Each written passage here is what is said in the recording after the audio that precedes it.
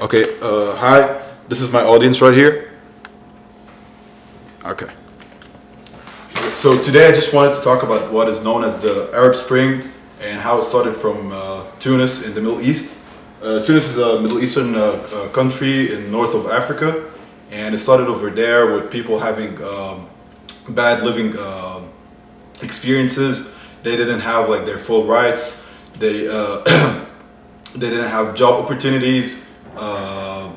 Men could not provide for their families, and it started with with somebody who set themselves on fire in front of a governmental institution in Tunis, which after that, and he died of course, and which after that rose a big concern in whole Tunis, and people started to protesting against Ben Ali, who was the president of Tunis at that time, and of course he was a dictator, and he didn't allow any other liberties to other political parties over there. And the revolution over there started and ended with Ben Ali fleeing from Tunis and going to somewhere in Europe, which later after ignited what is known as the Egyptian Revolution, or the 25th of January Revolution. It started on the 25th of January 2011, and was just an event on Facebook for people to gather in the Tahrir Square on that day. Nobody took it for serious from any governmental organization or any government entity. They did not take it for serious, as events like that have happened back in the day, and it was totally under control by the government. But that day, what happened is that all the youth of Egypt decided to gather together and just protest against the government and the regime for bad living experiences as well. Lower wages, not sufficient for supporting families. People did not have health insurance, and many other main problems for main living problems in Egypt. So it started at 25th of January. The police tried to address the public, and later after started using riot control weapons, throwing tear gas canisters, shotgun shells, shooting people with live ammunition. And it was really like the worst day. That was the 28th of January, where mass chaos started to happen as police could not take control of the situation over there. People were started to break out of prisons by using the aid of the relatives who were outside of prisons. Thugs were gathering in front of prisons and shooting it with RPGs and AK-47s just to cause chaos and help the prisoners escape. It was a mass escape, which caused a lot of thugs to be out in the streets where they shouldn't be. And after that, thousands of political parties rose in Egypt after the fall of Mubarak in 11th of February 2011.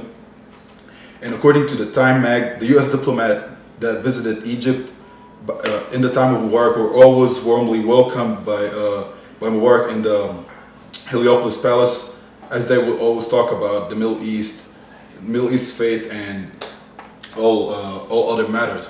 So basically, to the U.S., Egypt was in a very economically and politically stable state before the revolution. And later, after Mubarak's fall, it started all to happened to be mass chaos, as there was no more security in the country. The economy totally falled. The Egyptian pound compared to the U.S. dollar, its value has declined a lot at that time. And just this is the price just to pay for such a revolution. As we all know, like revolutions that they do not come cost free. Also, as well, with all the political parties rising from the 25th of January revolution, because of the no chances were given before this revolution by the Mubarak regime for any other political entity to represent itself or address its ideas or concerns about the country.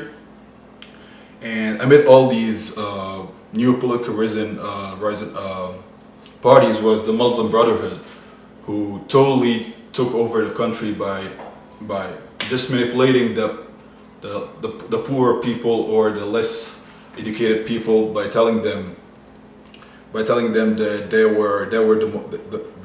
going to address the religion's concerns the most, and they were the best for the country, which led to a very large percentage for the Muslim Brotherhood during the parliament elections and after that in the presidential elections. And according to the Time magazine too, the Muslim Brotherhood emerged from Egypt's 2011 uprising as the country's political dominant group. But the Muslim Brotherhood still has a lot of opposition, which is the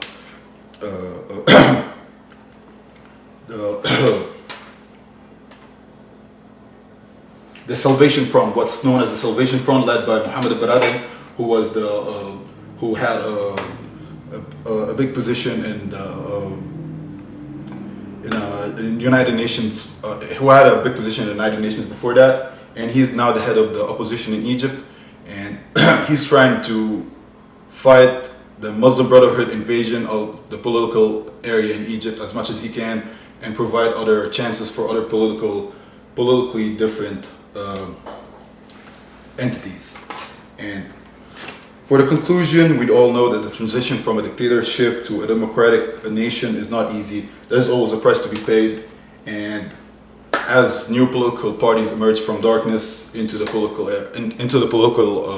area. And here are my roommates again. Thank you very much. Hope you enjoyed it.